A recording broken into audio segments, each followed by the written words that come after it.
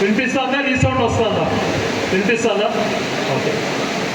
ఒకటి, మనుషులు కానీ నాయకులు కానీ ఎవరైనా కూడా ప్రజాస్వామ్యంలో మన పెద్దలు ఏదైతే ఈ ప్రజాస్వామ్యాన్ని ఒక ప్రక్రియ ఏర్పరిచారో ఆ ప్రక్రియలో మనం ఆలోచన చేసినప్పుడు అనునిత్యం ప్రజాప్రతినిధిగా ఉండాల్సిన వ్యక్తి అయినా రాజకీయాల్లో కొనసాగించాలన్నా, ప్రజా బలం పెంచుకోవాలన్నా, ప్రజాస్వామ్యాన్ని పరిరక్షించాలన్నా, ప్రజలు మద్దతు కూడగట్టుకోవాలి, ప్రజలలో అభిమానం సంపాదించేటువంటి ఇదిలోనే ఉంటేనే కొద్ది కాలం రాజకీయాలలో మనుగడ సాధించగలుగుతాం.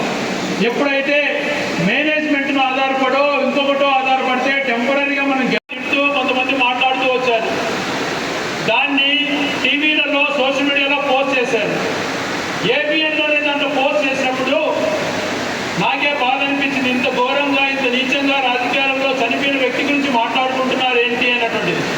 కింద కామెంట్స్ చూసా, దాదాపుగా 300 కామెంట్లు ఓపిక చదివా. 1 గంట 1.5 గంట.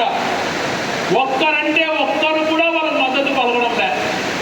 తిట్టినటువంటి ఏబిఎన్లో వచ్చినటువంటి ఆ వార్తనే కింద చూస్తే కామెంట్లలో 100కు 100% అందరూ కూడా మీరు చేసేది పరిపాలన కాదు, మీరు కేవలం దూషించడానికి మేనేజ్మెంట్ రాజకీయాల్లో ఉన్నారు అని చెప్పి ప్రతి ఒక్కరూ కామెంట్స్ పెట్టారు అని అంటే వాళ్ళకి ఏమాత్రం ప్రజాదరణ ఉందో దీన్ని బట్టి అర్థమైంది.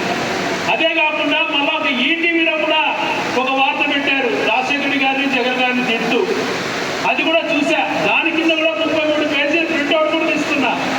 33 పేజీలు చదివితే మొత్తం కామెంట్స్లో ఒక్క పెట్టినటువంటి కామెంట్లో 99% విమర్శించారు తెలుగుదేశం పార్టీని. దీన్ని బట్టి మనకు అర్థమైందంటే వాళ్ళు కేవలం పేపర్లలో రాయించుకొని పబ్లిసిటీ చేసుకుంటున్నారు, కానీ ఏది కూడా చెయ్యాలన్నటువంటి తపన వాళ్ళకి లేదు అనేటువంటి స్పష్టంగా అర్థమవుతారు. ప్రజా సంక్షేమం పైన నమ్మకం లేదు, ప్రజాస్వామ్యాన్ని పైన నమ్మకం లేదు, కేవలం రౌడీయిజము, పోలీసులతో పరిపాలన చేసుకుంటున్నారు.